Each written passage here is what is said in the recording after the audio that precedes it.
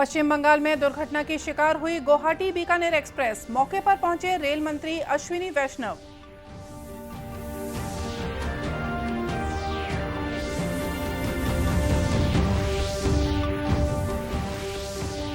बीते 24 घंटों में कोरोना से छत्तीसगढ़ के 7 लोगों की मौत, 6015 नए लोगों में संक्रमण की पुष्टि।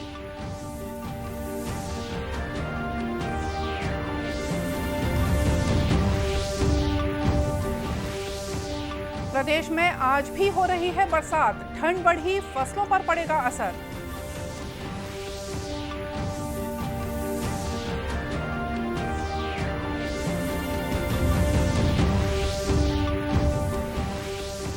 और पारंपरिक श्रद्धा और उल्लास के साथ मनाया जा रहा है मकर संक्रांति और पोंगल का पर्व। प्रधानमंत्री, राज्यपाल और मुख्यमंत्री ने दी शुभकामनाएं।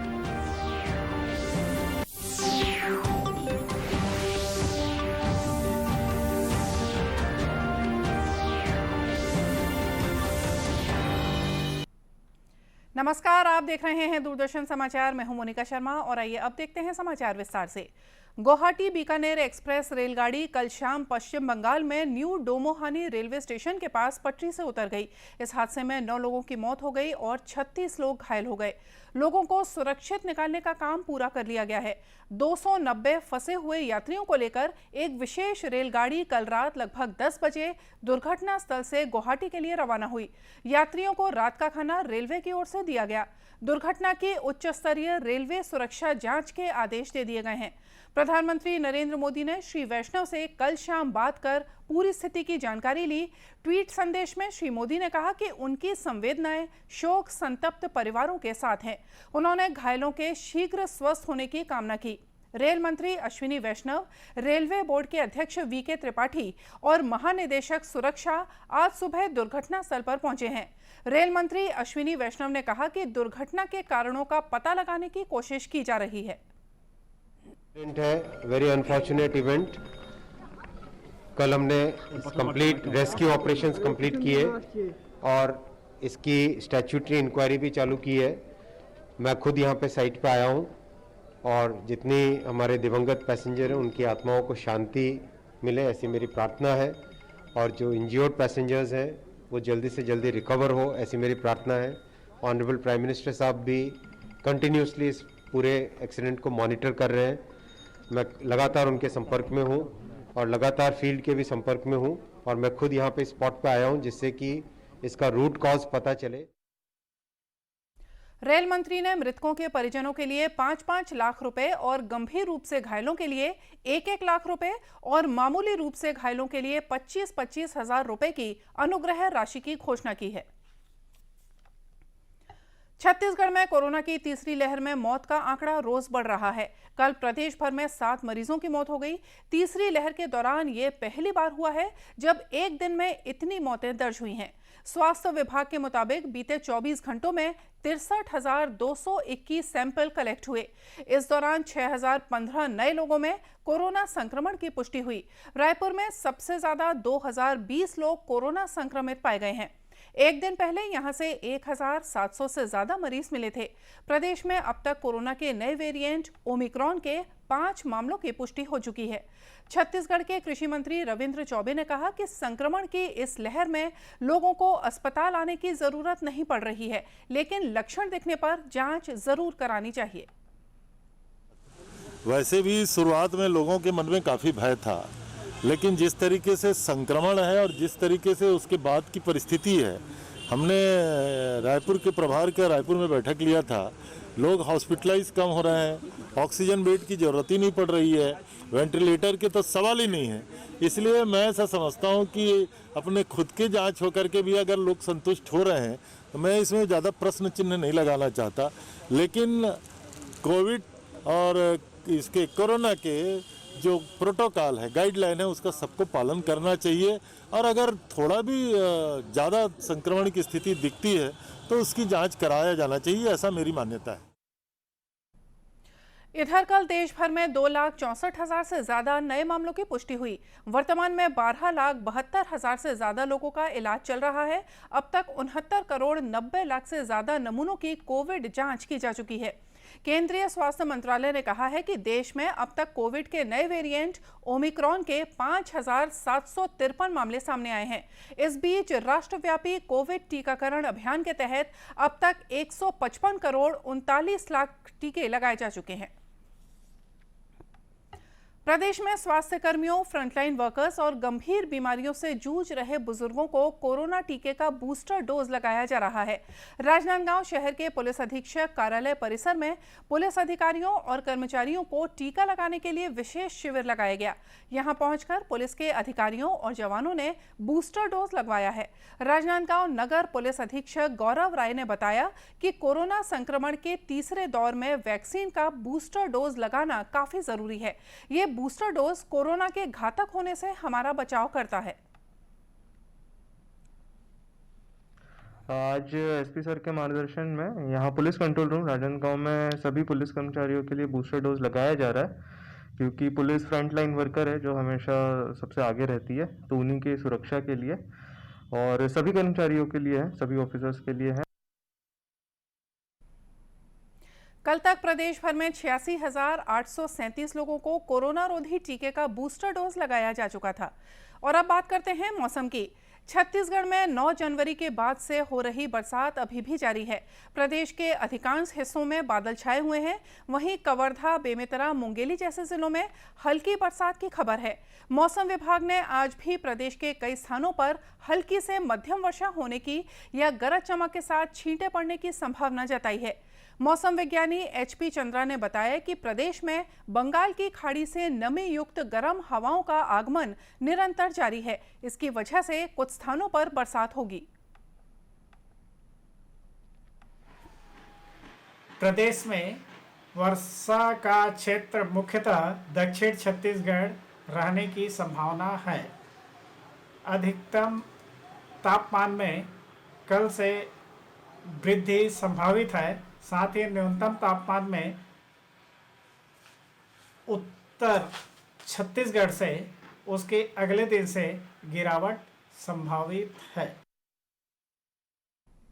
मौसम विभाग के मुताबिक वर्षा का क्षेत्र मुख्यतः दक्षिण छत्तीसगढ़ रहने की संभावना है।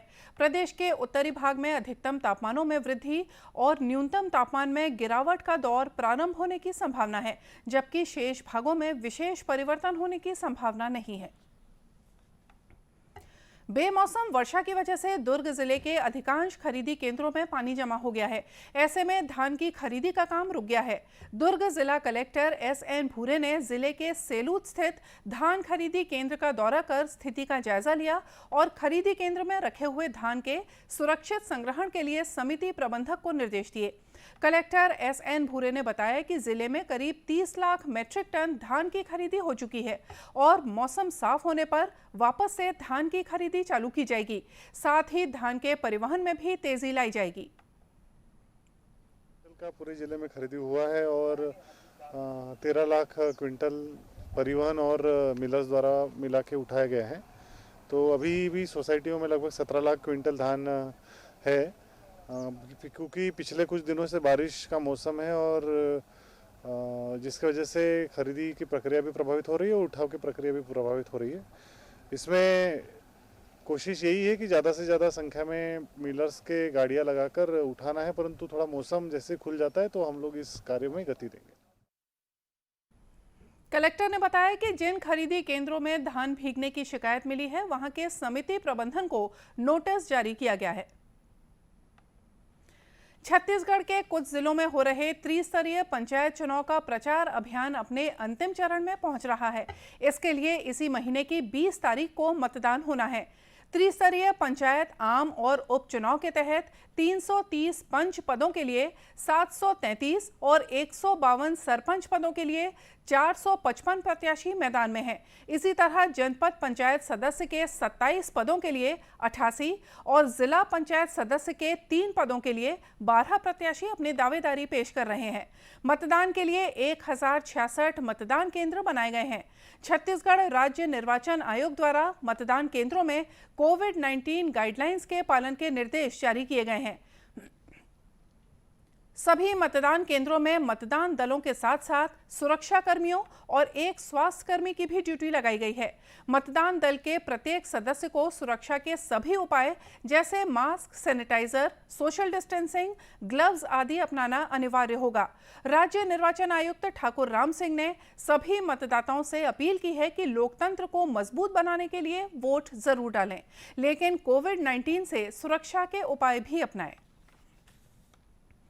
प्रदेश में आज मकर संक्रांति और पोंगल का पर्व मनाया जा रहा है। प्रधानमंत्री नरेंद्र मोदी ने मकर संक्रांति, माघ बिहू, भोगी और पोंगल पर लोगों को बधाई दी है। श्री मोदी ने कहा कि प्रकृति पूजा से जुड़े ये त्योहार लोगों के जीवन में खुशियां लाएंगे। उन्होंने कहा कि देश भर में मनाए जाने वाले ये पर्व भारत की सांस्कृतिक विविधता को गौरवान्वित करते हैं।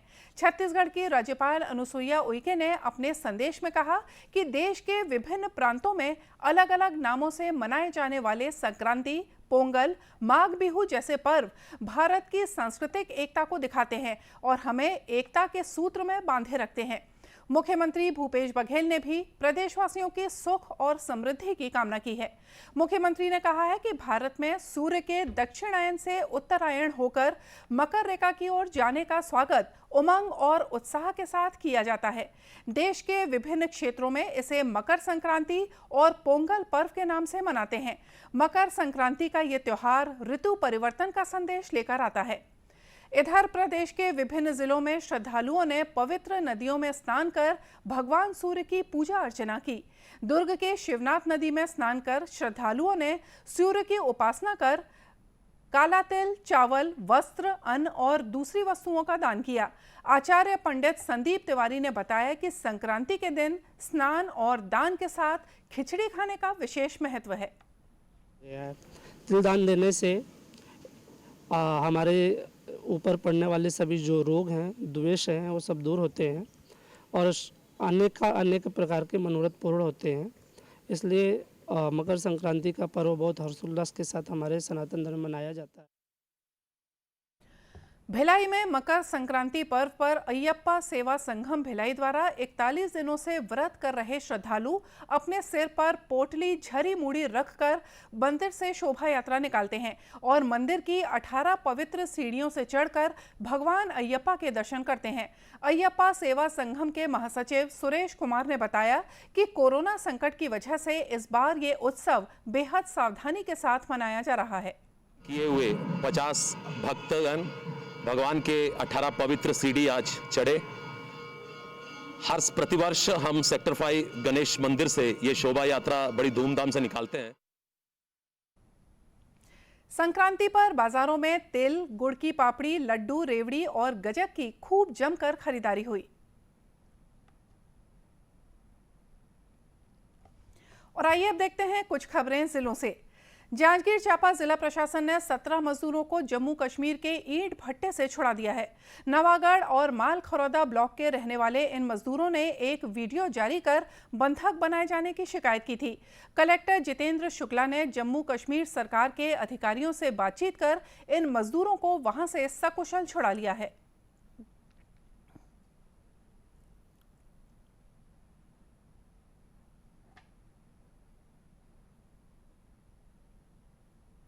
राजनांदगांव जिला प्रशासन बाजार में जमाखोरी और कालाबाजारी रोकने के लिए छापेमारी कर रहा है।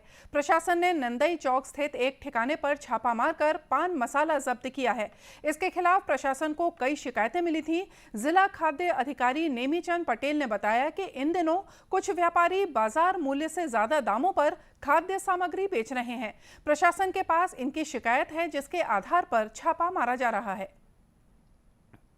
कांकेर जिले के कोसरोंडा कैंप के पास आज दोपहर बाद नक्सलियों ने पुलिस टीम पर हमला किया है। एसएसबी के कुछ जवान अपने साथियों को टिफिन देकर लौट रहे थे, तभी घात लगाकर बैठे नक्सलियों ने आईईडी से धमाका किया। धमाके और फायरिंग से कांस्टेबल सुरेंद्र को गंभीर चोटें आई हैं। जवाबी फायरिंग में नक्सली जंगल में भाग गए। पुलिस घायल जवान को लेकर अस्पताल पहुंची है।